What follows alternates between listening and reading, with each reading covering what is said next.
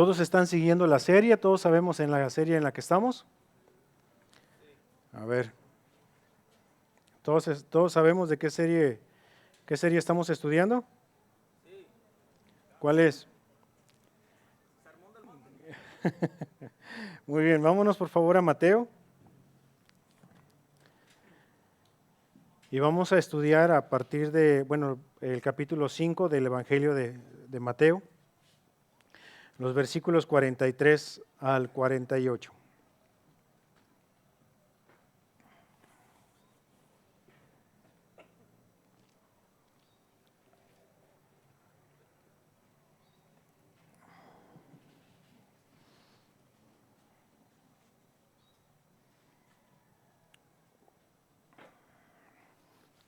¿Ya todos estamos ahí? ¿Sí? Ok. Exa, ¿sí me pueden dar un poquito de monitores acá, por favor? Sí, nada más está afuera o está en los dos. ¿Está dentro también? Aquí como que casi no lo escucho. ¿O serán los nervios?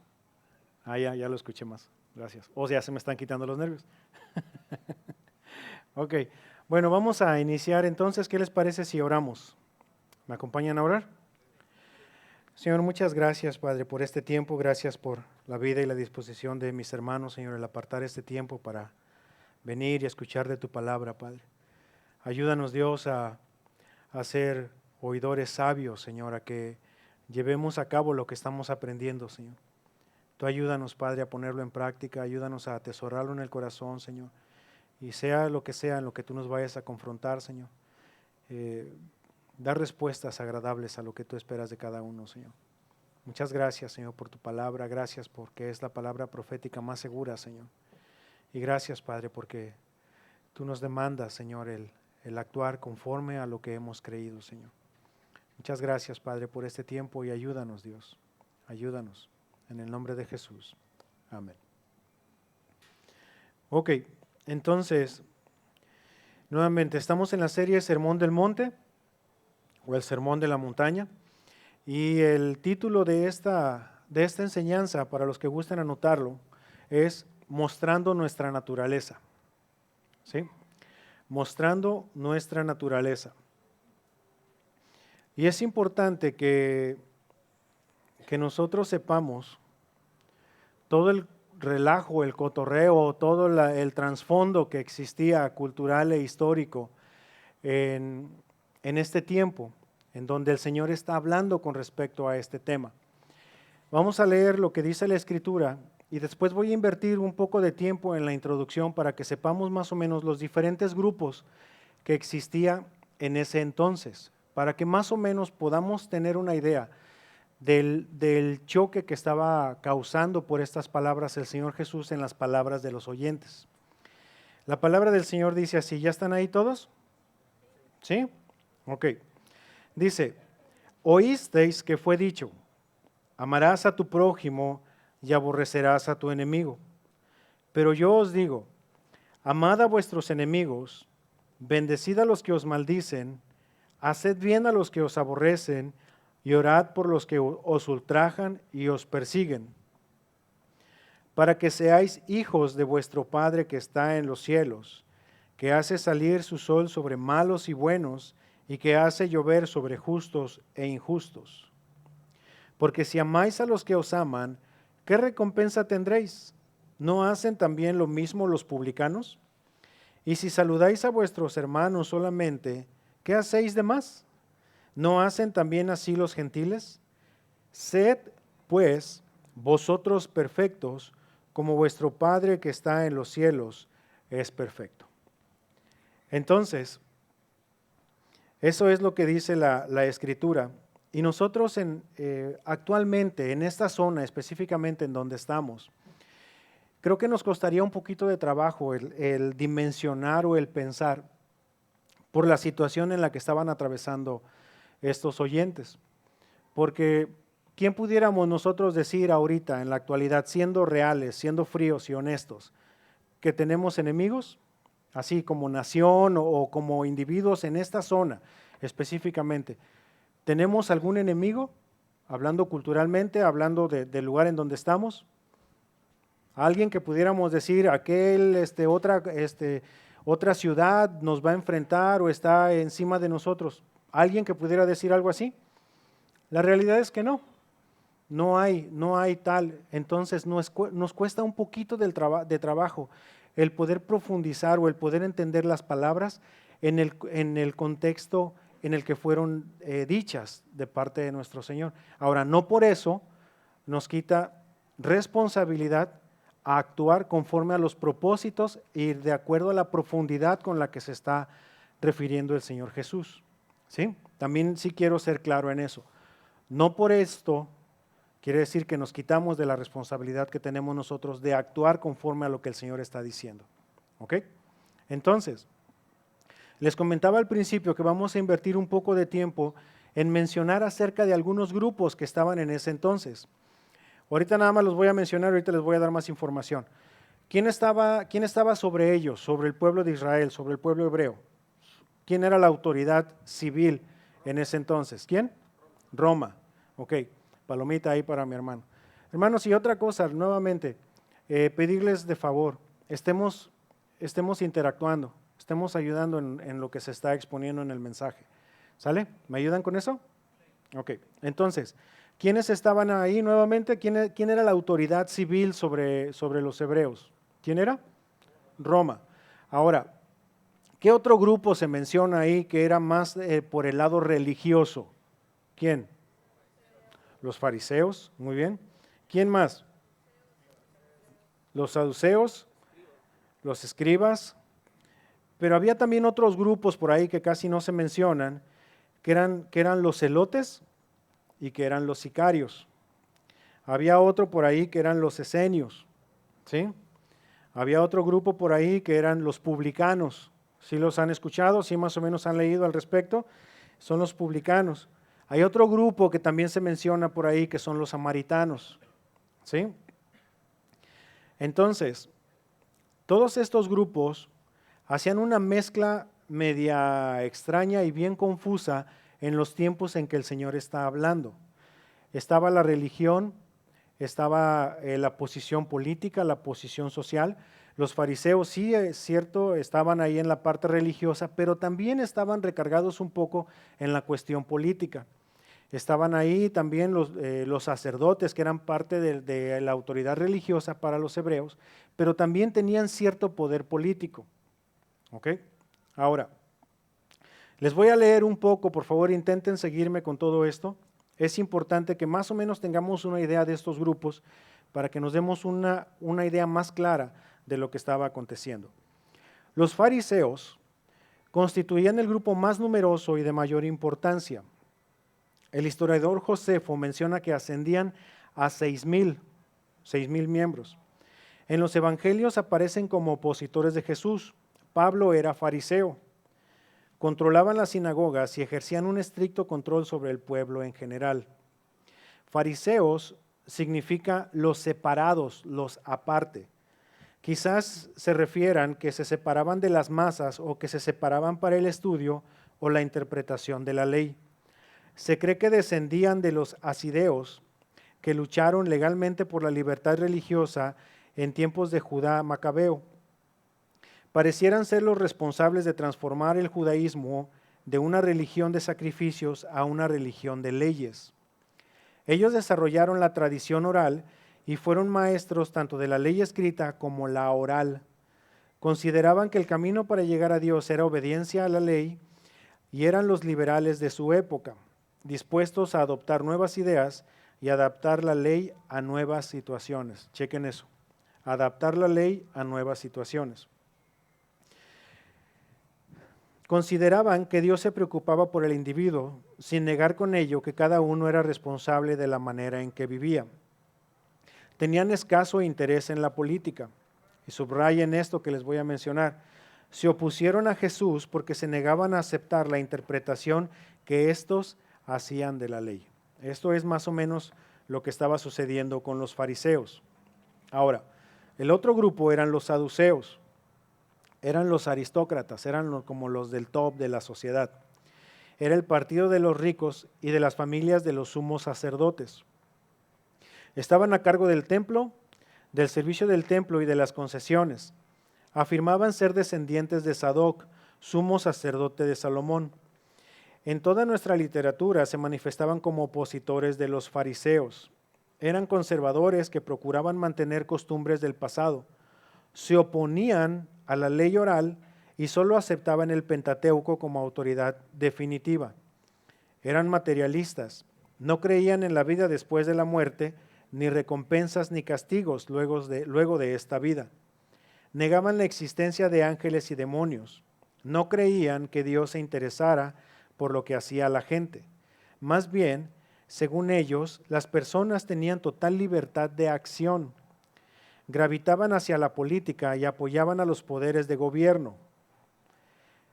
Fueron seleucidas o romanos, fuera quien fuera, no aceptaban nada que amenazara su posición y su riqueza, de modo que con todas sus fuerzas se opusieron a Jesús, porque la enseñanza de Jesús iba más a lo que estaba en el corazón. No sé si recuerdan. Ahora, viene otro grupo. La descripción se va haciendo más pequeña cada vez, hermanos, así que ténganme paciencia. Los herodianos se mencionan solo 3 veces en el Nuevo Testamento. En Marcos se unieron al complot de los fariseos para matar a Jesús. Las demás referencias son de cuando fariseos y herodianos le preguntaron a Jesús acerca de pagarle tributo al César. Eran judíos que apoyaron a Herodes Antipas y que procuraron que la autoridad sobre Palestina le fuera conferida a un descendiente de Herodes el Grande. En esa época, Judea y Samaria estaban bajo dominio romano. Ahora, ¿quiénes eran los celotes? Pero una pregunta, antes de pasar al otro grupo.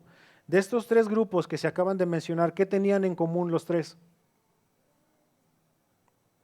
A ver, algún valiente. Exacto. Los 3 grupos fueron opositores de lo que Jesús enseñaba. Ninguno de los 3 grupos estuvieron de acuerdo y en algunas ocasiones llegaron a hacer alianzas para irse en contra del Señor Jesús. ¿Ok? Ahora, seguimos con el otro grupo, el grupo de los celotes. ¿Quiénes era este grupo? En el Nuevo Testamento solo se mencionan en contadas ocasiones. A Simón, uno de los discípulos, se le llama celote y eso lo encontramos en Lucas 6:15. También se utilizó para describir a Barrabás.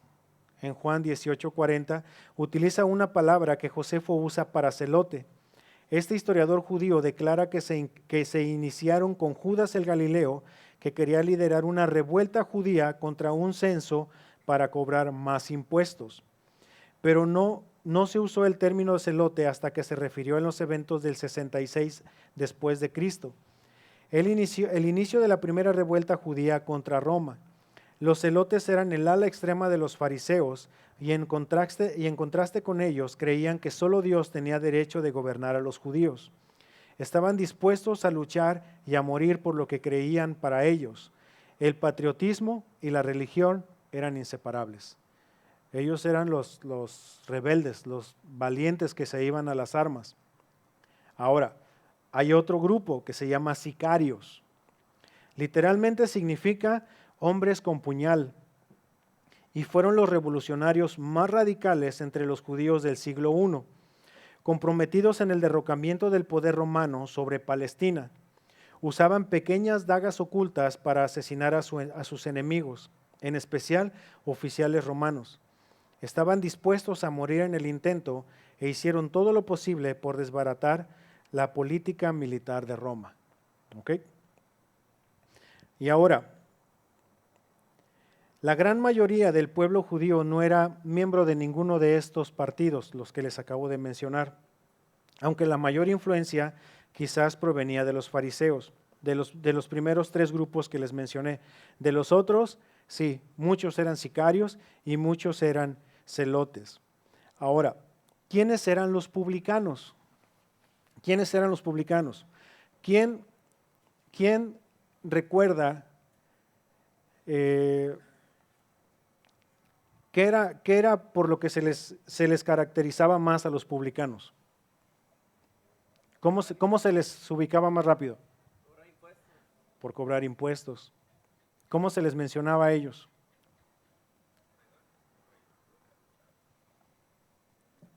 ¿Que eran qué? Traidores. Gracias. Que eran traidores.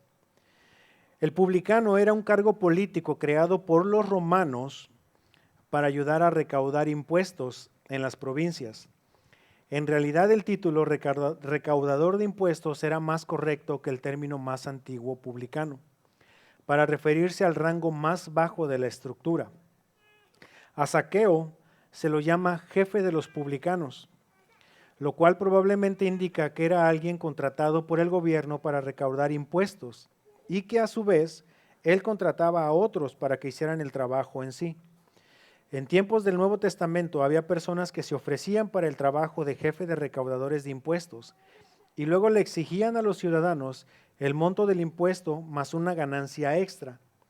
La mayoría de los cargos estaban ocupados por romanos, aunque algunos nativos obtenían el puesto. A los publicanos se les despreciaba en gran manera debido a las excesivas ganancias y se les ubicaba en la misma categoría que las prostitutas. A Jesús lo acusaron de comer, ¿con quiénes? Con los publicanos. ¿Ok? Entonces, vamos con otro grupo más, el de los samaritanos. El nombre samaritano originalmente identificaba a los israelitas del reino del norte. Si ubicamos la historia del pueblo, recuerden que hubo una división después de los tiempos de Salomón. Se dividió el reino en el reino del norte y en el reino del sur. Bueno, estos eran los del reino del norte.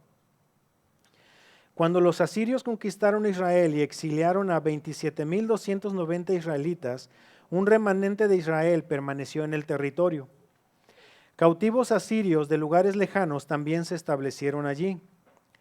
Esto hizo que algunos judíos, no todos, se casaran con gentiles y que la adoración a dioses extranjeros se extendiera.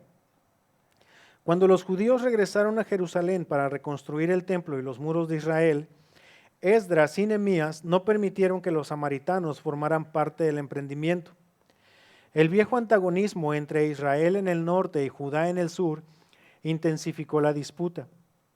Los habitantes judíos de Samaria consideraban el monte Gerizim como lugar escogido por Dios y el único centro de adoración. ¿Recuerdan la plática que tuvo el Señor con la mujer samaritana? Que le dijo, ustedes dicen que en Jerusalén y nosotros decimos que es aquí en Gerizim.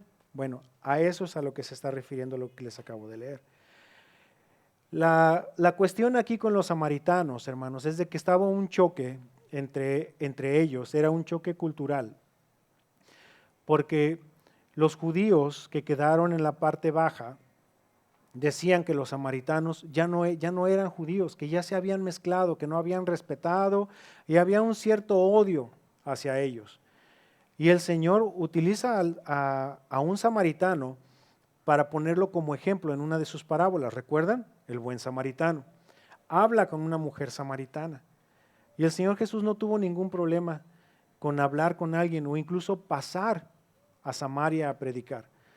Se piensa que como ya Samaria se ubicó en el centro en Jerusalén, para poder moverse de un lugar a otro tenían que pasar por Samaria. Pero lo que hacían los judíos para evitar pasar por Samaria era rodear. O sea, preferían caminar más a poder atravesar por el territorio de Samaria. Entonces, tanto así era el choque. ¿Recuerdan cuando no recibieron bien al Señor y qué dijo uno de los discípulos? Señor, ¿quieres que descendamos fuego del cielo?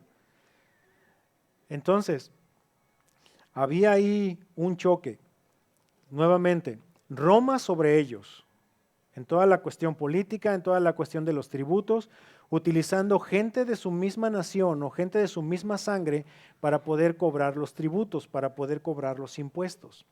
Por otra parte, estaban los fariseos que utilizaban la palabra para diferentes situaciones siempre y cuando les conviniera a ellos, que es lo que hemos estado viendo a lo largo de esta serie.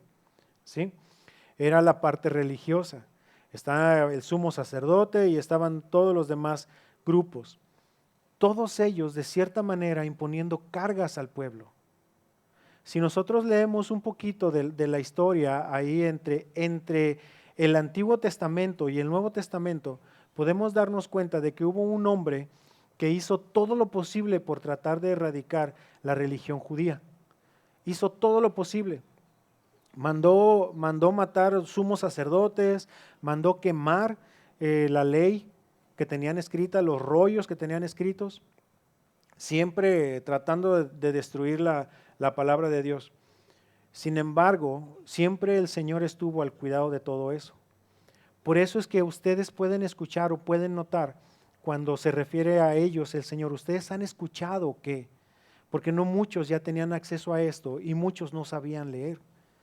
Entonces, por eso va pasando la tradición oral y van pasando la información, pero como todos estos hombres que podían enseñarla, la usaban de acuerdo a su conveniencia, la usaban de una manera torcida, que es todo lo que hemos estado viendo y que hemos estado escuchando. Es una frase que se repite muchas veces en todo lo que es el Sermón del Monte. Han escuchado esto, pero yo les voy a enseñar correctamente qué es a lo que se refiere la palabra. Entonces, tratemos de dimensionar un poquito toda esa mezcla que existía en ese entonces y que el pueblo estaba siendo víctima de todo esto. Abusos de autoridad, tanto en el lado político, en el lado social, como en el lado religioso. Todos. ¿Por qué creen que el Señor cuando habló con ellos les dijo, venid a mí todos los que estén ¿qué? Cansados y cargados, y yo os haré descansar? Precisamente por todas esas cargas que les estaban poniendo. Entonces, cuando el Señor empieza a mencionar las palabras que vamos a ver ahorita, le empezaron a hacer un choque frontal en la mente y en el corazón de estos oyentes. Entonces, para que más o menos nos demos una idea, este es en el cuadro en el que se está hablando el Señor. ¿Ok? Eso es nada más para que alcancemos a dimensionar un poquito.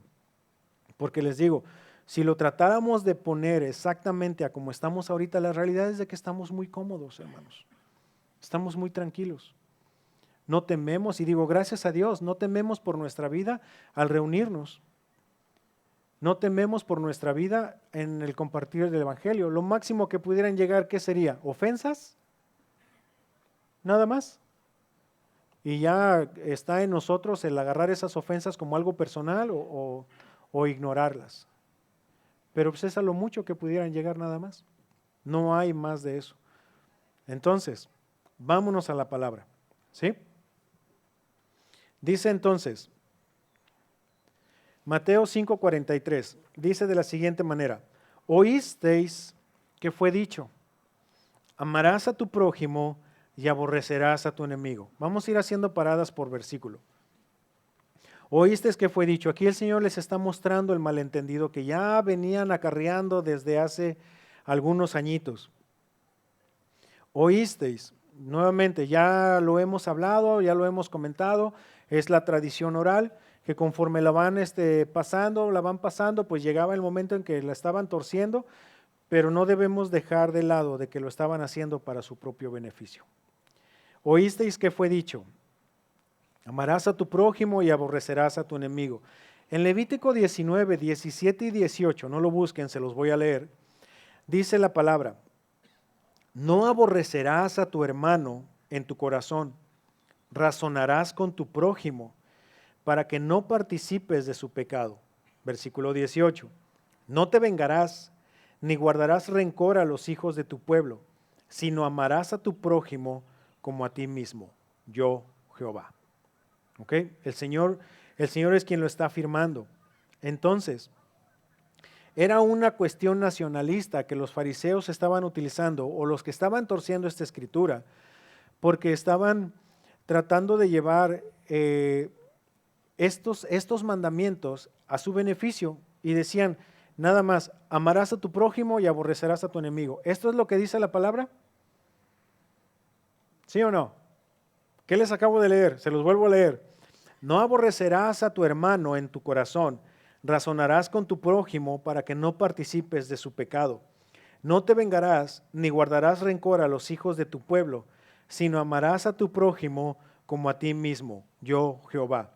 Entonces, lo que les estaban enseñando, amarás a tu prójimo y aborrecerás a tu enemigo. Viene la pregunta otra vez, ¿eso es lo que dice la Escritura? No, no es eso lo que dice la Escritura. Ellos nada más la estaban agarrando hacia un lado con que vas a amar a tu prójimo y vas a aborrecer a tu enemigo. Para uno lo estaban amarrando nada más, pero para los otros estaban yendo con todo. No es lo que dice la Escritura, no la estaban torciendo. Entonces, si no es eso lo que dice, entonces, ¿qué dice? Miren, ahorita vamos a ver.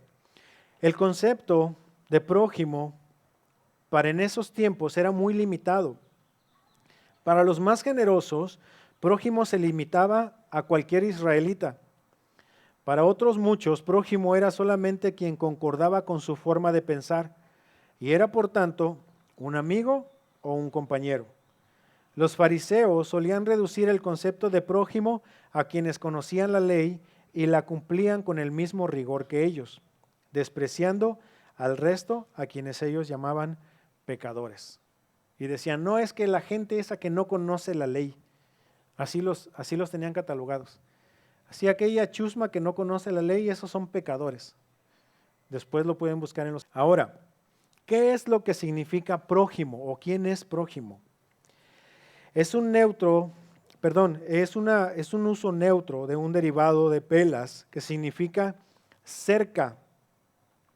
Como sustantivo se usa como vecino, compañero, como paisano, cristiano, amigo, pero también se utiliza como el de junto, el que está enseguida de ti. Es decir, cualquier persona es nuestro prójimo, cualquiera. Crea en lo mismo que crees tú o no. Sea el vecino que va en las mañanas y te tira la basura ahí a tu casa, es tu prójimo también. Sea el compañero de trabajo que a veces no está de acuerdo contigo en lo que piensas, ese es tu prójimo también. Sea tu compañero de escuela que a veces usa malas palabras y utiliza expresiones que no van de acuerdo a lo que tú crees, ese también es tu prójimo. ¿Ok? ¿Quedó claro el concepto de prójimo? ¿Sí o no?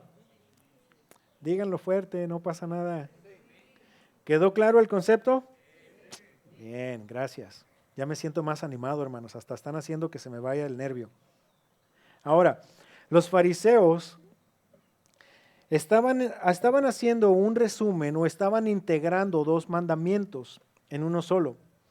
Uno lo estaban limitando solamente al pueblo de Israel, y extendiendo a todos el segundo. Vas a aborrer a tus enemigos y vas a amar a tu prójimo.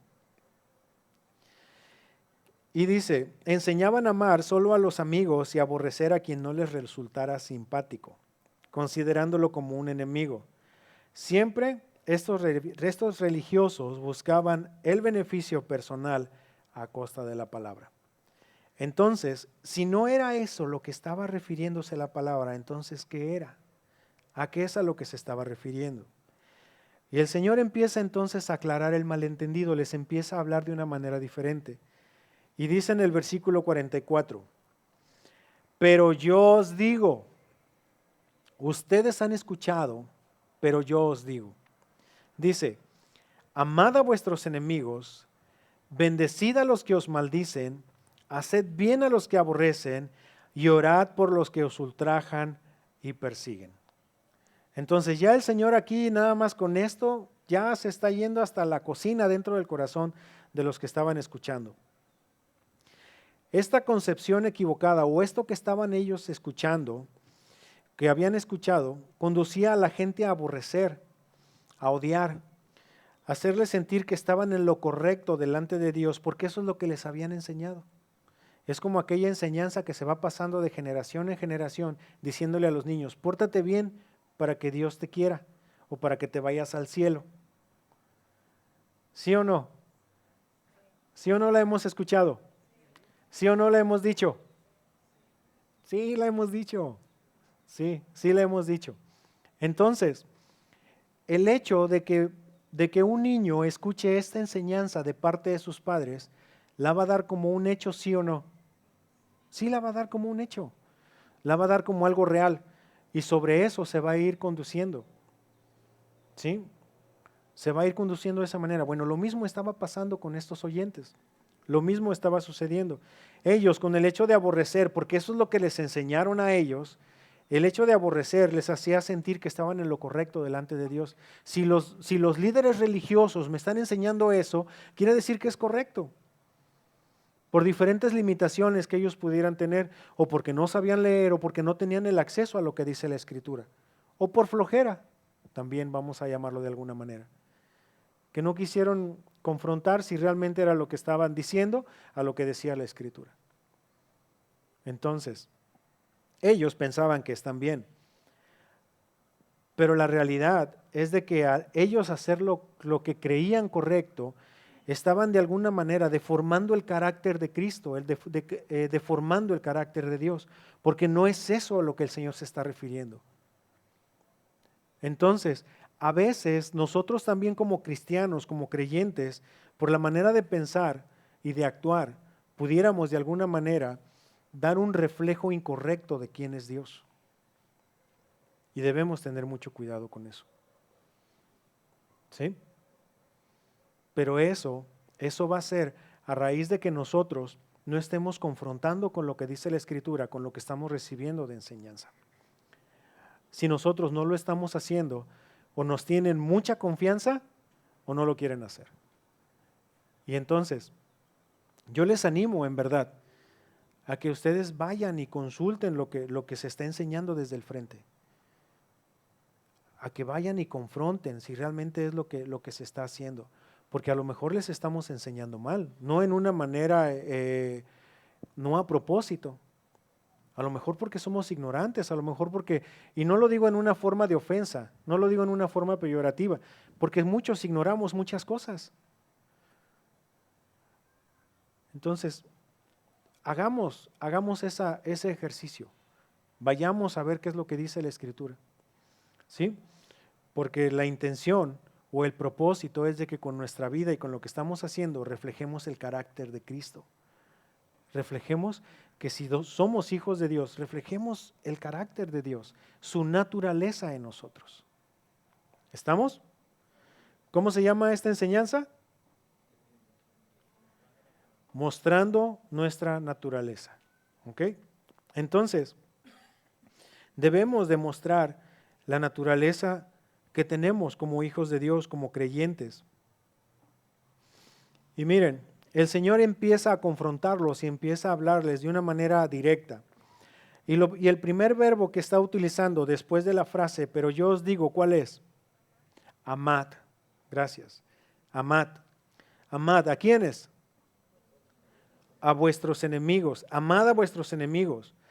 Luego, empieza el Señor y lo está diciendo en una forma activa. Es decir, en algo constante. Tenemos que amar, pero en una forma constante y mostrarlo. No es amad de palabras. Porque nosotros como cristianos, como hijos de Dios, como seres humanos, podemos decir amar a alguien, pero si no lo demostramos, ¿cómo vamos a tener evidencias de que amamos a alguien? Por ejemplo, hombres, si decimos que amamos a nuestra esposa, pero no la cuidamos, no la sustentamos, no se lo expresamos, no le llevamos detalles que la hagan sentir amada. A ver, mujeres, contéstenme con la verdad. ¿Les gusta sentirse amadas? Ay, creo que no les gusta. A ver, hermanos, entonces sigamos. A ver, nuevamente, a ver, mujeres, ¿les gusta sentirse amadas? Y como que ese sí, o no les están demostrando amor, o en verdad no les gusta sentirse amadas, o nada más les gusta que les digan. La realidad es de que como seres humanos, hermanos, en general, nos gusta sentirnos amados, de todos lados. A los hombres también nos gusta sentirnos amados y que nos demuestren ese amor. Que no nada más lo digan o que no nada más nos manden emojis, como ahora hablando, como dice la chaviza, ¿no? Que no nada más nos manden emojis. No. O sea, la realidad es de que sí nos gusta. Mujeres, yo sé que no lo expresaron como les hubiera gustado hacerlo, pero yo sé que les gusta sentirse amadas. es parte de su naturaleza, es parte del cómo el Señor las cableó. Y es nuestra responsabilidad como hombres, como varones, nacidos de nuevo, el hacer sentir a nuestra esposa amada. Pero no nada más hacerla sentir con palabras, con hechos también. Y pregúntenles, en verdad, no van a perder nada y van a ganar mucho. Pregúntenles, ¿de qué manera te gusta sentirte amada? ¿De qué manera? Miren, y aguanten la respuesta si lo van a hacer, porque probablemente algunas mujeres les gusta sentirse amadas cuando el hombre lava los trastes. Yo sé lo que les estoy diciendo. Yo sé lo que les estoy diciendo. Entonces, pregúntenle, no pasa nada. Y sí van a ganar, no van a perder nada y van a ganar mucho. ¿Por qué? Porque van a comenzar a ustedes a accionar de una manera en que la esposa se va a sentir amada. Y se va a sentir mejor la relación, hermanos, en verdad. Entonces, pero aquí el Señor se está yendo, ¿amad a quién? Chequen la Biblia, ¿qué dice? ¿Amad a quién? A vuestros enemigos, a vuestros enemigos. Entonces, si nosotros amamos a nuestra esposa, estamos bien. Si amamos a nuestros pequeños, estamos bien. Si amamos a nuestros enemigos, también vamos a estar bien, hermanos. Y ya después el Señor se mete más a la cocina con todo esto, hablando las diferencias entre amar a los que amamos y los que nos aman y a los que no. Pero no me voy a adelantar, es nada más ahí pequeño, una pizquita. Entonces, amad a vuestros enemigos, pero hacerlo de una manera constante y de hechos, no nada más de palabra. Y miren, la palabra aquí que el Señor está usando, es la palabra agapao. Agapao. ¿Alguien recuerda más o menos con quién más se utilizó esta palabra? Que el Señor Jesús la utilizó con alguien más. ¿Quién? Con Pedro. Bien, gracias. Cuando el Señor es traicionado por Pedro, después el Señor viene y le pregunta, ya el Señor ya resucitado, viene y le pregunta a Pedro, Pedro, ¿me amas? Le está preguntando, ¿me agapeas? Y lo que Pedro le contestaba, Señor, tú sabes que te amo. Pero Pedro le contestaba, sí, Señor, tú sabes que te fileo. No es el mismo amor con el que le estaba preguntando el Señor. El apóstol le contestaba, sí, Señor, tú sabes que te fileo. Es decir, tú sabes que te estimo. No te amo, Señor, tú sabes que te estimo. Si lo llegáramos a ejemplificar en emociones o en afectos, más o menos sería de esta forma. Pedro, ¿me amas? Señor, tú sabes que te estimo. Y el Señor le vuelve a preguntar otra vez, Pedro, ¿me agapeas? Y Pedro le vuelve a contestar, sí, Señor, te fileo. Y ya hasta que el Señor entonces le cambia la palabra para que pueda él contestar de la misma manera. Entonces, es un amor que nosotros de una manera carnal no pudiéramos hacerlo, hermanos, porque este es el afecto, este es el amor que viene de Dios, el amor ágape. Y solamente para aquellos que han nacido de nuevo, para aquellos que hemos nacido de nuevo, somos capaces de hacerlo, pero porque es el que hemos recibido de Dios. Aquellos que no han nacido de nuevo, hermano, no son capaces de amar de esta manera.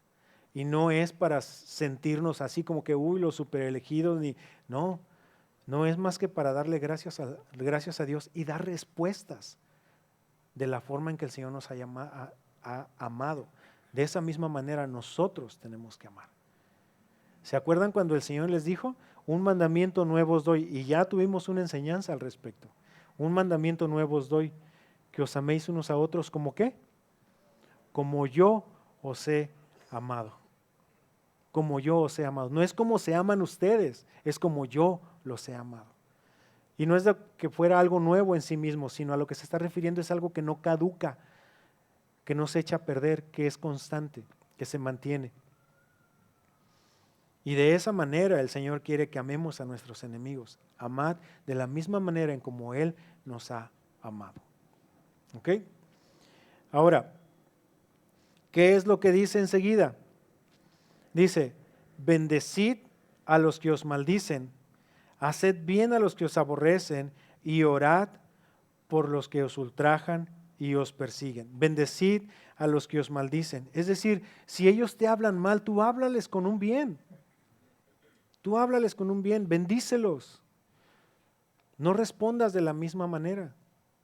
Tienes que responder todo lo contrario porque no tienes la misma naturaleza. Hazle bien a los que te aborrecen. Y después dice, ¿y qué? ¿Y? ¿Cómo dice la Biblia? Orad por los que os ultrajan y os persiguen. Orad. Y aquí a lo que se estaba refiriendo es orar a Dios, suplicar, adorar, hacer oración, pedir. No es suficiente con no tener deseos de venganza, sino es necesario manifestar amor verdadero. No era necesario, no es suficiente nada más con el hecho de decir yo no tengo deseos de venganza contra mi prójimo. No nada más lo dejes ahí. Aparte de que no tengas deseos de venganza, lo cual es bueno, ámalo, bendícelo, ora por él. Ora por él. Sé ejemplo de amor. Sé ejemplo de lo que Dios ha puesto en ti. Saca tu verdadera naturaleza. En Romanos 12:17 dice la Escritura, no paguéis a nadie mal por mal, procurad lo bueno delante de todos los hombres. Procurad lo bueno delante de todos los hombres. Ahora, ya el Señor estaba empezando a acomodarle sus pensamientos, ¿cierto? Ya el Señor estaba aclarándoles el malentendido, pero ahora les empieza a explicar un poquito. Les empieza a explicar el propósito de lo que les está enseñando. Y entonces, vamos al versículo 45, por favor.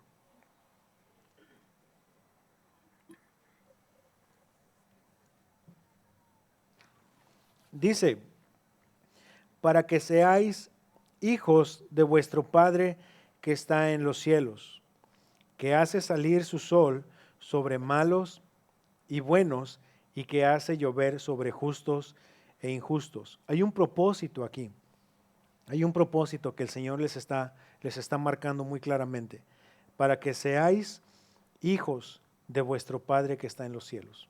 Es decir, solamente con una naturaleza cambiada es como van a poder comportarse de esa manera. Solo con una naturaleza que viene de Dios, que viene del Padre que está en los cielos. Si no es así, no lo van a poder hacer. Quien llama Padre al Dios del cielo debe manifestar en su conducta la condición de hijo.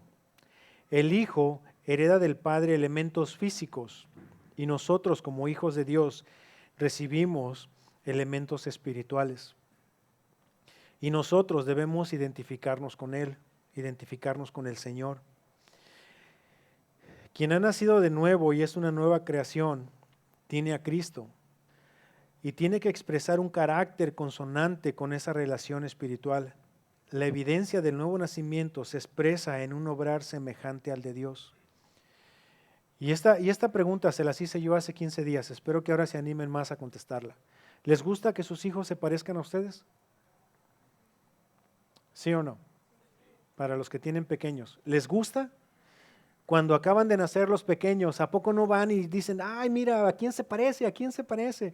Y empiezan ahí a buscarle parecido y luego llega ahí el abuelo, la abuela, no, abuelió y el abuelo ahí todo contento, o la abuela. Es normal, hermano, sí nos gusta, pues si no, ¿a quién se hubieran de parecer? Entonces, lo mismo el Señor, hermanos. Cuando nosotros reflejamos su carácter, cuando nosotros con nuestro accionar, cuando nosotros con nuestro actuar, con la manera en que estamos respondiendo a ofensas, con la manera en que estamos respondiendo a ataques, estamos mostrando nuestra naturaleza, estamos mostrando de quién somos hijos. Y eso confronta a los que no conocen del Señor, los confronta, los hace sentir incómodos. Y empiezan después ya con más calma, con más tranquilidad, después de días y tenemos la oportunidad, empiezan a preguntar, oye, ¿y por qué tú eres diferente? ¿Por qué?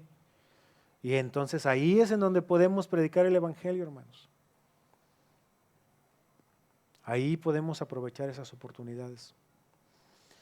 El cristiano no ama para ser hijo de Dios, sino que ama porque es hijo de Dios. Y esta posición se adquiere únicamente por fe, solamente por fe, hermanos. Tenemos que poner nuestra fe en Cristo que murió por cada uno de nosotros. Y si alguno de los que están escuchando aún no ha tenido esa naturaleza, no deje pasar más tiempo. No deje pasar más tiempo. Es hoy el día de salvación. Y miren, ahorita empieza el Señor a hablar y a dar ejemplos, Dice que nuestro Padre que está en los cielos, que hace salir su sol sobre malos y buenos y que hace llover sobre justos e injustos. La forma en como el Señor lo está narrando, lo está poniendo, causa el impacto que el Señor quería que causara. Porque bien pudo haber dicho el Señor, como dice vuestro Padre que está en los cielos, y nada más dejar a la naturaleza, que hace que salga el sol sobre malos y buenos y que llueve. Que sale el sol sobre malos y buenos y que llueve.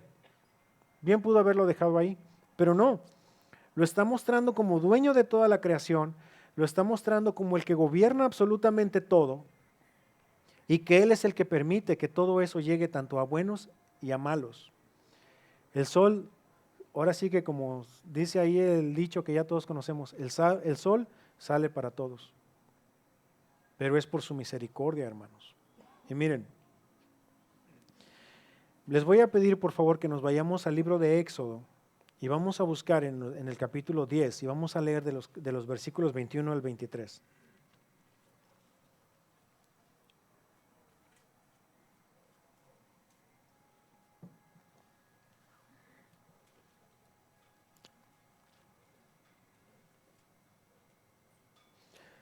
¿Ya estamos ahí? ¿Todavía no? ¿Ya estamos o no estamos? ¿Sí? Ok. Entonces dice la escritura de la siguiente manera, Éxodo 10, 21 al 23.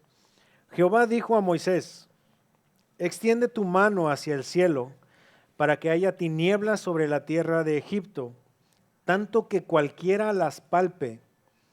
Y extendió Moisés su mano hacia el cielo, y hubo densas tinieblas sobre toda la tierra de Egipto por 3 días.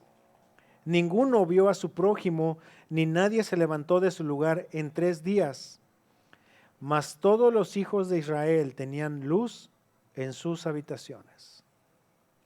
Es decir, el Señor tenía ese poder y lo sigue teniendo, hermanos.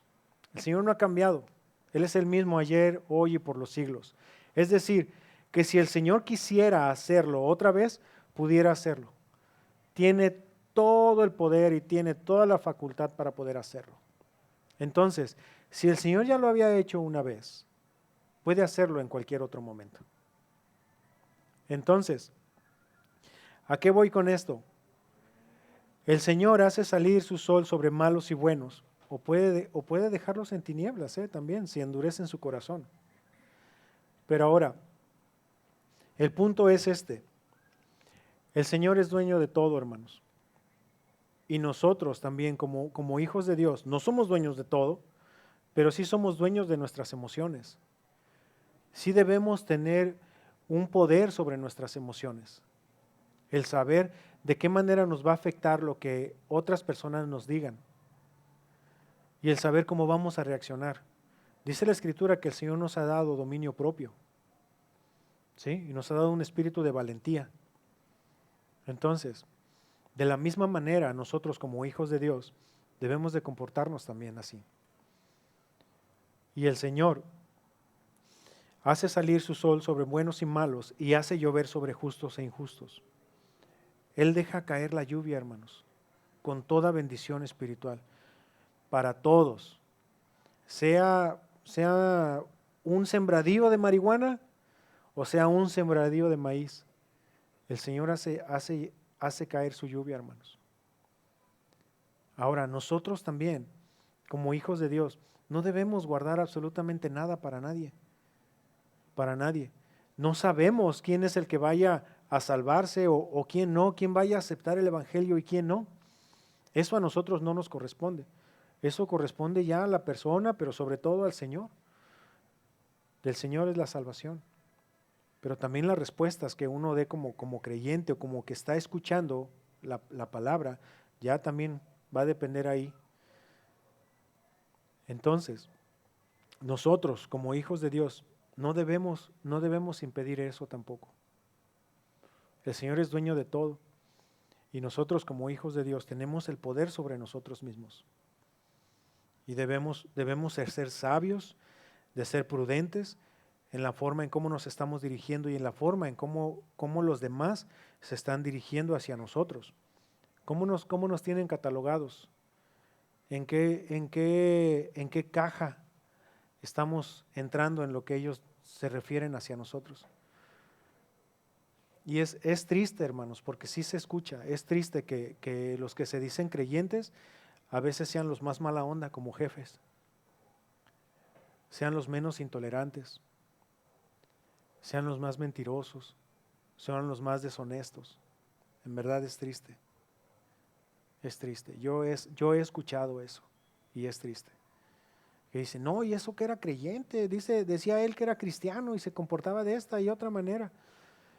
Híjole, pues, ¿qué te digo, mano? O sea, sí, él se pudo haber comportado así, pero tú no te fijas en él. Fíjate en lo que Dios ha hecho. Pero ciertamente nosotros con nuestro comportamiento hacemos que hablen mal del Señor, lo cual eso es terrible. Entonces, vámonos al versículo 46. Dice,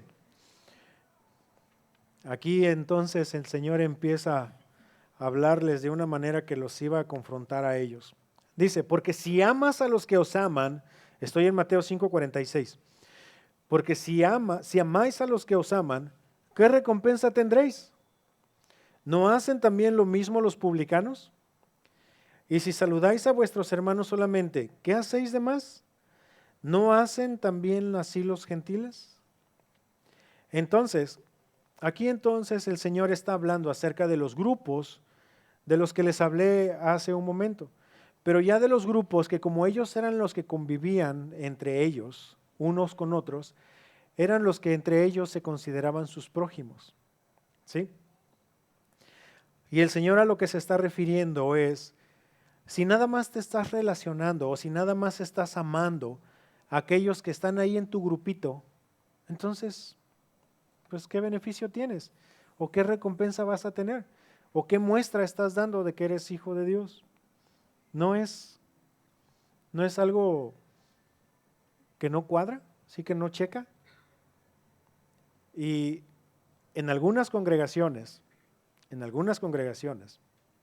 únicamente saludan o se hablan con los que viven en su misma colonia, con los que participan en el mismo grupo del ministerio, es decir, en algunos grupos de aseo, nada más entre ellos.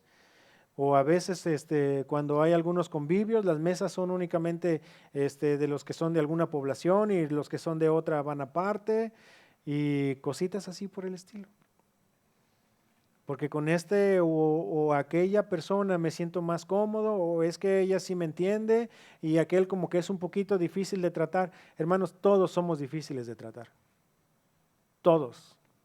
No hay uno solo de nosotros que no sea difícil de tratar. Todos somos difíciles de tratar. De una u otra manera, todos somos difíciles de tratar. Y vamos a tener pensamientos diferentes. Y es normal que tengamos pensamientos diferentes. Si todos pensáramos lo mismo, ¿se imaginan? Seríamos como las hormiguitas así, nada más todos caminando así en una misma línea. No. Somos diferentes y de la misma manera nos tenemos que relacionar. Les puse el ejemplo en otras iglesias, porque me ha tocado verlo. Pero creo que eso no pasa aquí. Ya ustedes dirán, creo que eso no sucede aquí. Pero les digo, ahí está. Dice la Escritura, ¿qué recompensa tendréis? ¿No hacen también lo mismo los publicanos? Los publicanos, los que juntaban ahí los impuestos. ¿No ellos eran los mismos que se juntaban entre ellos y tenían sus fiestas entre ellos? ¿Se acuerdan de Mateo? Las fiestas que hacía Mateo. Léanlo en su escritura. Mateo, Leví, hacía fiestas. Ahí luego lo checan, ahí luego lo revisan. Y lo hacía nada más con la gente pues que era de su misma clase social, de su mismo grupo, de lo que hacían todos ellos. Entonces, dice, y si saludáis, ¿no hacen también lo mismo los publicanos? Y si saludáis a vuestros hermanos solamente, ¿qué hacéis de más? ¿No hacen también así los gentiles? Ahora ya se está yendo con la otra parte, con los gentiles, con los romanos, que estaban sobre ellos, que estaban encima de ellos y tenían la chancla en sus cuellos, en sus gargantas. ¿No hacen así también los gentiles? O sea, los grupos de romanos que ahí entre ellos nada más se relacionaban, que nada más entre ellos estaban buscando el bien. Entonces el Señor empieza a confrontarlos, y les empieza a dar en el corazón. Y nosotros también, hermanos, tenemos que buscar la manera de que si hay esos grupos o que si hay nada más que con cierto o aquello, nada más me siento bien, me siento cómodo, nada más con ellos me puedo relacionar bien, pues hay que empezar a quitarnos todo eso. Y miren, de cierta manera, o bueno, no de cierta manera, de real, es que esta separación o esa segregación era mutua, eran bien correspondidos. Lógicamente que si ellos no encajaban en ese grupo, pues no los iban a aceptar en otro. No buscaban ellos mismos relacionarse. Entonces, nosotros como congregación, voy a hablar directamente, si tenemos alguna segregación grupal, es necesario empezar a quitarla, empezar a romperla. ¿Y cómo se va a hacer? Bueno, cuando hay un círculo y este círculo está compuesto por diferentes miembros, si un miembro se sale, ¿el círculo está completo? Ya no, ¿verdad? Entonces, ¿qué es lo que se necesita para que se empiece a quitar esa segregación? ¿Cuánto se necesita? Uno. Es el único que se necesita. Pero es necesario que todos, como parte de la misma congregación, empecemos a actuar de esta manera. No a esperar a que ese uno lo haga, porque la responsabilidad es de todos. ¿Estamos? ¿Sí me siguen con esto? ¿Sí o no? ¿Sí me siguen con esto? ¿Sí? Ok, gracias. Entonces, el creyente, hermanos, como hijo de Dios, debe superar las relaciones naturales en el ejercicio del amor. No solamente con quien me cae bien, no solamente con quien me hace sentir bien, no solamente con quien sí me entiende y es que él o ella me conoce y sabe perfectamente el cómo me siento. No. Empecemos a quitarnos de eso. Y nosotros como creyentes empezar a buscar fuera de esas comodidades. Y el que ama de otro modo ya tiene su recompensa en el amor correspondido. Es decir, si yo estoy relacionándome con alguien que me corresponde en el amor, en el afecto hacia mí, es decir, ya tengo yo mi recompensa, ¿cierto? ¿Por qué? Porque me están correspondiendo, me están amando, me hacen sentir bien, me hacen sentir bienvenido, me hacen sentir, llámenle ustedes como quieran. Es decir, el sacrificio que yo estoy haciendo ya está dando o ya está teniendo su recompensa por el amor o el afecto de la otra persona. ¿Hasta ahí me siguen? ¿Sí?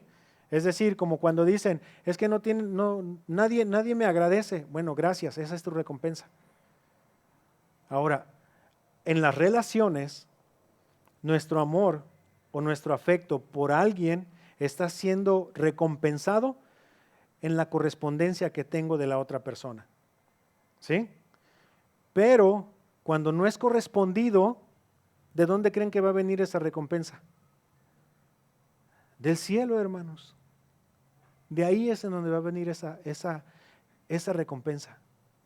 De ahí es en donde nos van a corresponder. De ahí es a donde el Señor los está llevando. Si tú te sientes correspondido por el amor de la otra persona, bien, está bien, dale. Nada más que si tú amas a tus enemigos o a aquellas personas que no te corresponden en el amor, entonces la recompensa va a venir del cielo, hermanos. De ahí es de donde va a venir. Y ahí es en donde nos tenemos que enfocar. Y de ahí es en donde debe ir nuestra naturaleza. ¿Estamos? ¿Sí? Ok. Entonces, ¿de qué manera lo vamos a mostrar? ¿De qué manera vamos a mostrar esa naturaleza heredada?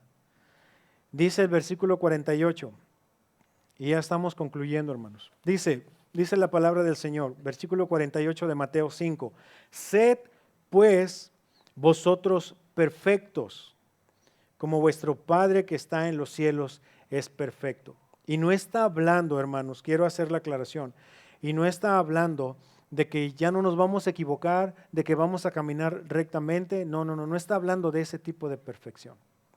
Bueno, para empezar, primero está hablando en una cuestión imperativa. Sed pues, es una orden. Sed pues vosotros perfectos. Y a lo que se está refiriendo es maduros. Sean ustedes maduros en carácter. No se tomen las cosas personales. No le apechuguen ahí, no se queden con la ofensa, no se queden con el maltrato, no se queden con que el hermano fulano, sutano, por allá en la calle te vio y no te saludó. Ya dejémonos de eso. O que si al momento de que estuve compartiendo me ofendieron y me dijeron esto y me dijeron lo otro, hermanos, al Señor le fue peor. Peor. Lo crucificamos. Dice la definición de la palabra perfecto, es teleios, que significa completo. Y se puede utilizar en crecimiento, mentalmente, en carácter moral, cualidad de completo, alcanzar madurez, maduro, perfecto. Y no está hablando de que no nos vamos a equivocar, estamos en esta misma carnota y nos vamos a seguir equivocando, hermanos. Vamos a seguir reaccionando cuando el prójimo se nos mete en el tráfico. Vamos a seguir reaccionando por diferentes cosas, hermanos. En verdad, vamos a seguir reaccionando por eso. Pero la idea es de que no nos quedemos con eso y que no lo estemos tomando personal. Y dice, como vuestro Padre que está en los cielos es perfecto. Dice en un comentario, dice, significa acabado, completamente desarrollado, que nada le falta. Y en esto Jesús estaba diciéndole a la gente de su tiempo, y ahora a nosotros también, que ellos y nosotros no deberíamos contentarnos con una obediencia a medias a la ley del amor, como lo estaban haciendo los escribas y fariseos, que jamás penetraron hasta el corazón de la ley, lo utilizaron, lo torcieron para su propio beneficio. Nosotros como hijos de Dios, como naturaleza que hemos adquirido de parte de Dios, tenemos que irnos a la profundidad de lo que fue dicho en la ley, en la palabra. Amad a todos, bendecir a todos, hacer el bien a todos, orad por aquellos. Y perfectos se refiere a vidas que alcanzan realmente una verdadera madurez espiritual que corresponde al carácter de quienes son hijos de Dios. Son aquellos que ya no andan conforme a la carne, sino conforme al Espíritu. Hay una diferencia monumental, hermanos, entre andar en la carne y andar en el Espíritu. A cualquiera que nos ofenda, nosotros vamos a querer reaccionar de la misma manera. Y eso no sería mostrar el carácter de Cristo, ni la naturaleza que viene del cielo. Y debemos tener mucho cuidado con eso. Trino, ayúdame, por favor. Entonces, es nuestra tarea, nuestra labor, el reflejar a Dios en nuestras vidas, hermanos. El reflejar a Dios. El que si decimos que somos hijos de Dios, en verdad caminemos de esa manera. Y si en verdad, y le digo con toda honestidad y con toda franqueza, que si tú no estás llevando una vida de acuerdo a lo que Dios ha establecido, con todo respeto, yo te puedo decir, no digas que eres creyente, en verdad. Pero si tú estás llevando una vida que va de acuerdo a lo que Dios ha establecido, de acuerdo a lo que Dios quiere, que en verdad no estés no estés nada más atacando o respondiendo a los ataques de quien sea. Que si tú estás caminando de acuerdo a lo que Dios ha establecido, estás siendo observado, estás siendo observado. Y no nada más me refiero a la cuestión de que te van a etiquetar, te van a atacar. No nada más me refiero a eso. Me refiero también a que el Señor te está observando y de que en algún momento el Señor va a dar nuestra recompensa para esto. Va a dar nuestra recompensa de esto. No, ningún sacrificio es en vano, hermanos. Ningún sacrificio es en vano. Siempre y cuando lo hagamos con la intención correcta. No gloriarnos nosotros, sino que el nombre del Señor es el que reciba toda la honra y toda la gloria. Y sé que esta enseñanza es fuerte, hermanos, en la cuestión de la profundidad que tiene. Pero el Señor no nos pide menos de eso. No nos pide menos de eso. ¿Qué les parece si nos ponemos en pie?